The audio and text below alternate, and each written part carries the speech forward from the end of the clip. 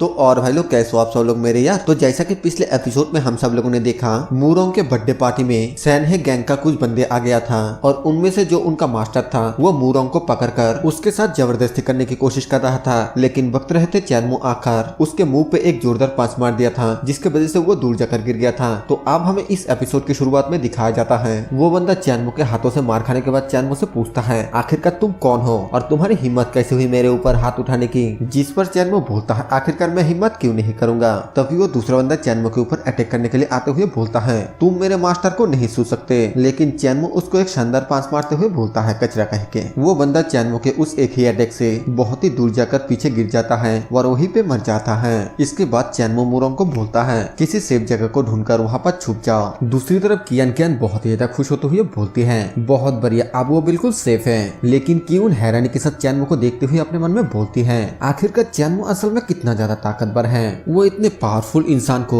इतने आसानी से मार डाला। अंकल शुई खुश होते हुए बोलती है हम बच गए। लेकिन मूरोंग के डैड बोलता है मुझे नहीं लगा था कि वो इतना ज्यादा ताकतवर था। हमें उस भाई बहन को दिखाया जाता है और वो भी हैरानी के साथ बोलता है वो तो बहुत ही ज्यादा ताकतवर है, ये नामुमकिन है। इसके बाद हमें फिर से वो बंदा यानी कि रेंटियन यू को दिखाया जाता है जो कि हंसते हुए बोलता है अरे वाह, मूरोंग के बेटी के पास तो एक ताकतवर बॉडीगार्ड भी है, अब तो काफी ज्यादा मजा आने वाला है। चैनमो उसको बोलता है तुम मूरोंग फैमिली के साथ जो चाहे वो कर सकते हो, मुझे इससे कोई भी फर्क नहीं पड़ता है, लेकिन अगर तुमने मूरोंग को हाथ भी लगाने की कोशिश की तो फिर मैं तुम्हें जान से मार डालूंगा। वो बंदे अपने पावर को एक्टिवेट करते हुए बोलता है क्या मजाक है, तुमने मेरे ऊपर स्नीक अटैक किया और तुम इसके लिए इतना ज्यादा प्राउड फील कर रहे हो, अब तुम देखो मेरा पावर। ये बोलकर वो जाम करते हुए चैनमो के ऊपर अटैक करने के लिए आने लगता है, लेकिन चैनमो सिर्फ अपने एक ही उंगली का इस्तेमाल करते हुए उसके पावरफुल अटैक को बहुत ही आसानी से रोक देता है। इससे वो बंदा काफी ज्यादा हैरान होते हुए बोलता है अरे नहीं, मैं तो उसके ऊपर हिट भी नहीं कर पा रहा हूँ। फिर वो बंदा पीछे आ जाता है और हंसते हुए चैनमो को बोलता है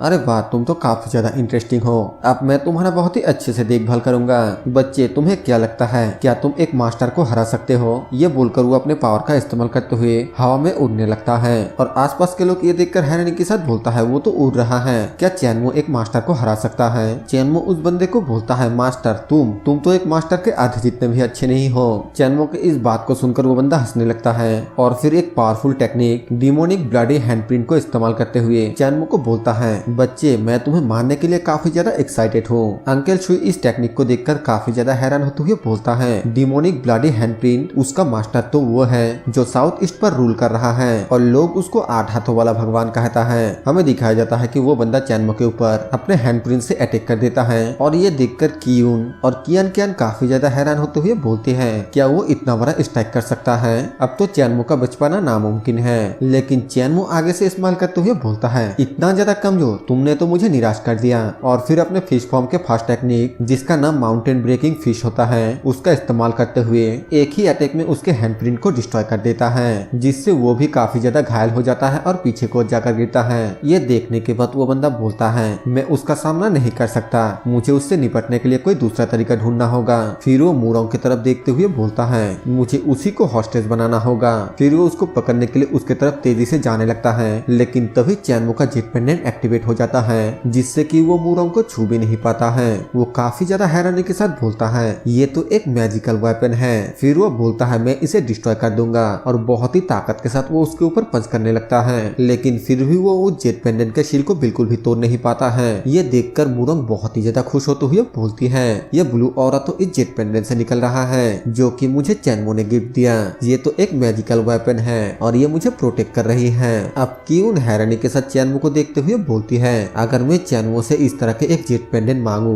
क्या वो मुझे देगा। हमें दिखाया जाता है चैनमो उस बंदे की तरफ आने लगता है और वो बंदा चैनमो को देखते हुए बोलता है इस बार तो ये फाइट में हार गया, लेकिन अगली बार मैं बिल्कुल भी नहीं हारने वाला हूँ। चैनमो बोलता है अगली बार क्या तुम्हें लगता है कि मैं तुम्हें वो मौका देने वाला हूँ। इस बात को सुनकर वो बंदा घबरा जाता है, लेकिन वो तुरंत ही वहाँ से भागने लगता है और भागते हुए चैनमो को बोलता है मैं मानता हूँ कि तुम ताकतवर हो, लेकिन तुम मुझे यहाँ से जाने से नहीं रोक पाओगे। लेकिन तभी चैनमो अपने पास से एक लकड़ी का टुकड़ा निकलता है और उसको इस्तेमाल करते हुए अपने हाथ में बहुत सारे एनर्जी को क्रिएट करने लगता है। और चैनमो के इस पावर को देखने के बाद अंकल शुई काफी ज्यादा हैरान होते हुए बोलता है वो तो अपने इनर स्ट्रेंथ का इस्तेमाल कर रहा है, वो एक ग्रैंड मास्टर है। हमें दिखाया जाता है कि चैनमो अपने पावर का इस्तेमाल करते हुए उस बंदे के ऊपर अटैक कर दिया है और चैनमो के उस अटैक की वजह से उस बंदे के बॉडी में एक बहुत ही बड़ा छेद हो गया है वो मरने से पहले बोलता है मेरा मास्टर तुम्हें कभी माफ नहीं करेगा।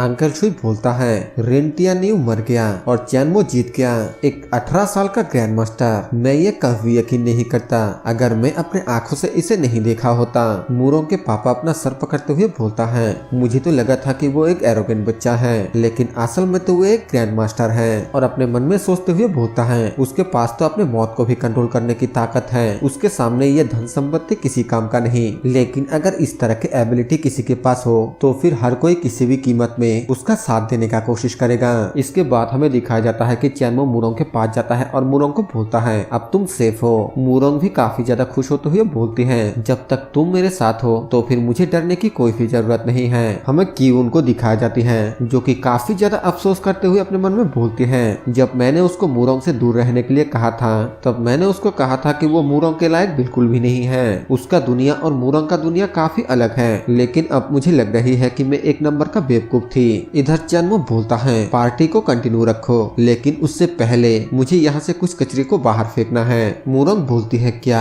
आखिरकार तुम्हारे कहने का क्या मतलब है, लेकिन दूसरी तरफ से मिस्टर झो अच्छी तरीके से समझ जाता है कि वो किसके बारे में बात कर रहा है और वो काफी ज्यादा घबराने लगता है। चैनमो उसके पास जाकर बोलता है तुमने कहा था कि तुम मुझे मारना चाहते हो। मिस्टर झो घबराते हुए बोलता है मास्टर चैन मुझे माफ कर दीजिए, मुझसे गलती हो गई, ये सिर्फ एक मिसअंडरस्टैंडिंग है। चैनमो बोलता है मैं एक बात का इंसान हूँ, क्योंकि तुम मुझे मारना चाहते थे तो अब मैं भी तुम पर कोई भी दया नहीं दिखाऊंगा। वो चैनमो के सामने झुककर चैनमो से माफी मांगने लगता है, लेकिन चैनमो उसकी बिना सुने उसको वहीं पे जान से मार देता है। फिर चैनमो उन दोनों भाई बहन की तरफ देखने लगता है और वो दोनों भाई बहन बहुत ही ज्यादा घबरा जाता है। फेंगफे गिड़गिड़ाते हुए रोते हुए बोलती है मुझे मत मारो, मुझे छोड़ दो, मैं मरना नहीं चाहती हूँ। चैंग भी चैनमो के सामने घुटने टेकते हुए बोलता है मास्टर मुझे आपको ऑफेंड करने का कोई भी मतलब नहीं था, प्लीज मुझे माफ कर दीजिए। उनके इन हरकतों को देखकर चैनमो सोच में पड़ जाता है और यहीं पे ये एपिसोड खत्म हो जाता है।